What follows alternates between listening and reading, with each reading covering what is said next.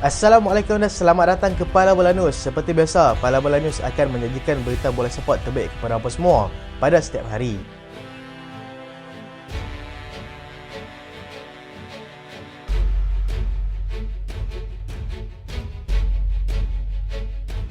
Kita mulakan dengan keputusan perlawanan Liga Perdana Inggeris. Arsenal mudah belasah pasukan Crystal Palace 5-0. Brentford menang 3-2 ke atas pasukan Nottingham Forest.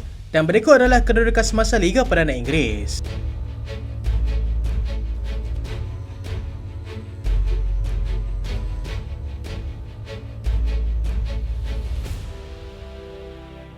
Arsenal belasah Crystal Palace 5-0. Arsenal memulakan kempen separuh kedua Liga Perdana Inggeris musim ini dengan membelasah pasukan Crystal Palace dengan jaringan 5 gol tanpa balas. Kehadiran semula Gabriel Jesus dan juga Zinchenko ke dalam kesebelasan utama pasukan dilihat berjaya mencorakkan kembali strategi dan juga formasi dimahukan oleh Mikel Arteta. Dalam perlawanan ini, pemain pertahanan Gabriel Magalhaes berjaya membuka akaun jaringan buat pasukan Arsenal dalam perlawanan ini selepas menenduk masuk sepakan penjuru dilakukan oleh Declan Rice pada minit ke-11. Gol kedua juga hadir menerusi sepakan penjuru, tetapi tandukan Gabriel kali ini tetapan masuk oleh penjaga gol pasukan Crystal Palace pada minit ke-37. Gol ke-30 hasil serangan balas pantas Arsenal pada minit ke-59 apabila David Raya berjaya mengasah pergerakan Gabriel Jesus yang tidak dikawal di sebelah kanan padang dan terus membuat balingan kepada pemain itu sebelum dia melorong cantik kepada Trossard yang sudah bersedia dan hanya perlu menolak masuk bola tersebut. Gabriel Martinelli yang masuk sebagai pemain gantian melengkapkan hari gemilang buat pasukan Arsenal menerusi 2 gol pantas pada minit ke-95 dan juga 94 sekaligus memastikan kemenangan bergaya anak buah Mikel Arteta.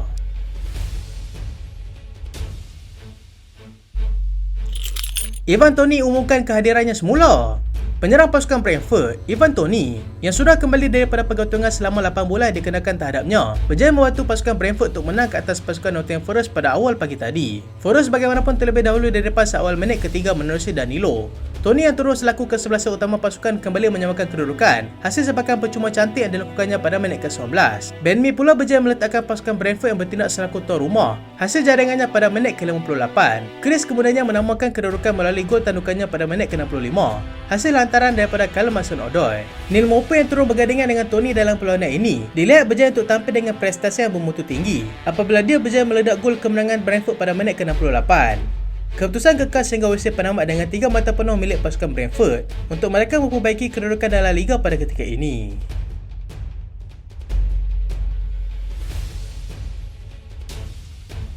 Kita ikuti pula keputusan perlawanan yang berlangsung di beberapa liga utama di Eropah. Di Bundesliga, Köln dibelasah pasukan Borussia Dortmund dengan jaringan 4-0.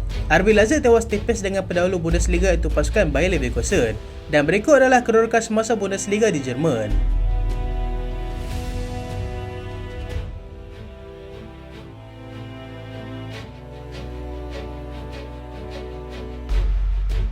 La Liga Spanyol, Rayo Vallecano tewas 0-2 kepada pasukan Las Palmas. Villarreal seri 1 sama dengan pasukan Mallorca. Valencia menang 1-0 ke atas pasukan Athletic Club. Celta Vigo tewas tipis 1-0 kepada pasukan Sociedad. Dan berikut adalah kedudukan semasa La Liga di Spanyol.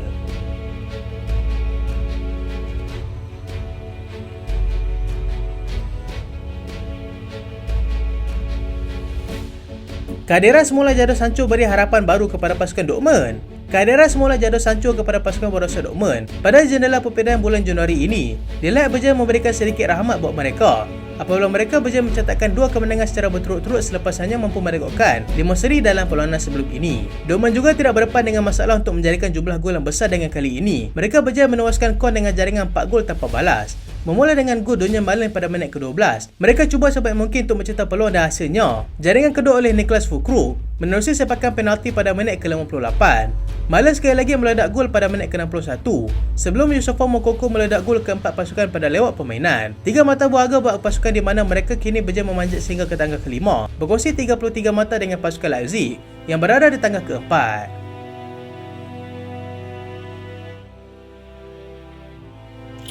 Bayer Leverkusen tampil dengan permainan berkualiti. Bayer Leverkusen yang turun sebagai pasukan pelawat ketika menantang pasukan Leipzig pada awal pagi tadi nyata tidak gentar dengan sokongan padu yang diberikan oleh tuan rumah. Tuan rumah berjaya di depan terlebih dahulu menerusi Xavi Simons seawal minit ke-7 yang dibantu oleh Xavi Schlager. Leverkusen hanya berjaya kembali menyamakan kedudukan pada permulaan babak kedua menerusi jaringan yang dilakukan oleh Nathan Tella hasil asis daripada Alejandro Grimaldo pada minit ke-47. Ekoma Luis Openda kemudiannya berjaya meletakkan tuan rumah kembali di depan Tidak lama selepas itu di mana dia dibantu oleh Dani Olmo pada minit ke-56. Tersentak dengan itu, pengendali pasukan Leverkusen Dato' Xabi Alonso mengerah anak buahnya untuk mengadakan asakan dan hasilnya gol penyamaan dilakukan oleh Jonathan Tah pada minit ke-63. Ketika perlawanan dilihat seakan-akan berakhir dengan keputusan seri, Piero Hincapié muncul wira apabila dia berjaya menolak masuk bola hantaran Alejandro Grimado untuk memastikan 3 mata penuh milik mereka, sekaligus menjarakkan lagi kedudukan sebagai pendahulu Bundesliga setakat ini.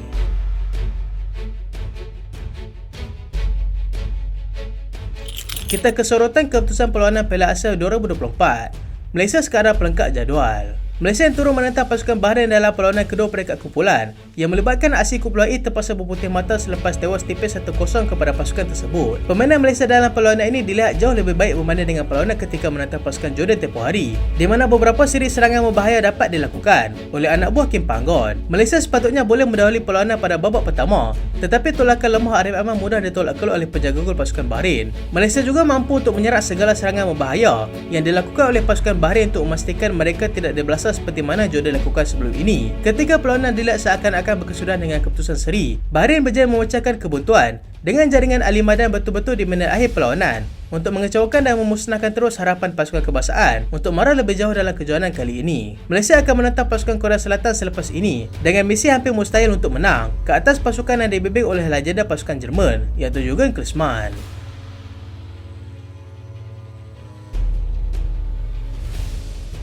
Jordan hampir kejutkan pasukan Korea Selatan. Jordan begitu hampir untuk mengejutkan pasukan Korea Selatan dalam aksi kedua kumpulan E malam tadi, sebelum perlawanan berkesudahan dengan keputusan seri 2-2. Korea bagaimanapun berjaya terlebih dahulu menerusi bintang pasukan Spurs, iaitu Son Heung-min, yang menyempurnakan sebagai penalti pada minit ke-9. Jordan berjaya menyamakan kedudukan pada minit ke-37.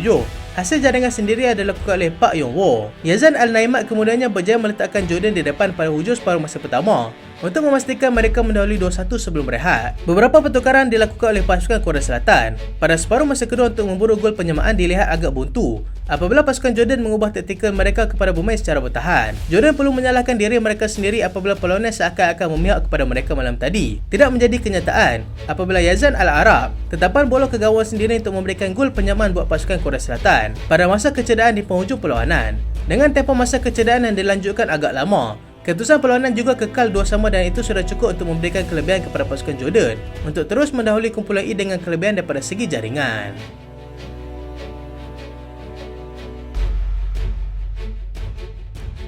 Kita teruskan dengan perkembangan terkini jendela perpindahan pemain. Spurs batalkan hasrat untuk dapatkan Conor Gallagher.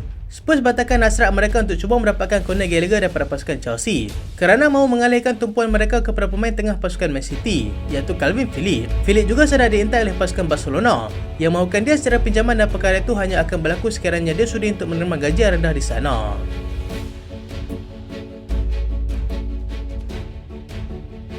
Ousmane Diomande mahu ke pasukan Liverpool. Pemain pertahanan pasukan Sporting CP, Ousmane Diomande, terbuka untuk berpindah ke pasukan Liverpool pada tahun ini, tetapi tidak dapat dipastikan sama ada pada bulan Januari ini ataupun pada musim panas depan. Selain pasukan Liverpool, Chelsea juga sedang memantau penuh situasi pemain itu buat masa sekarang ini.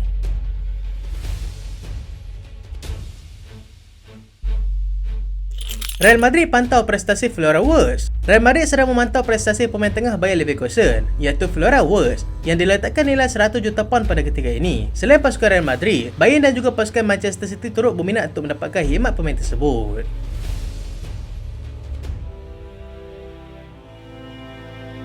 Manchester United dahului saingan untuk dapatkan Joshua Zirkzee.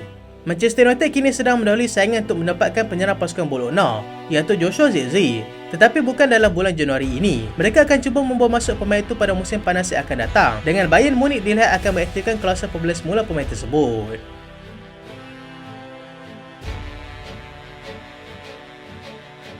Klausul perbezaan Benjamin Sesko akan diaktifkan menjelang musim panas nanti.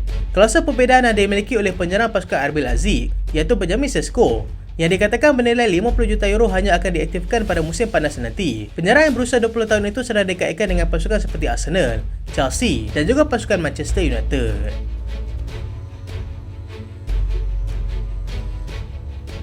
AC Milan mahukan pemain pertahanan yang baru. AC Milan kini sedang fokus untuk mendapatkan pemain pertahanan yang baru dengan beberapa nama pemain daripada EPL menjadi pilihan mereka. Pemain yang dikaitkan dengan perpindahan tersebut adalah Clement Lenglet, Jacob Kiwior dan juga Trevor Chalobah.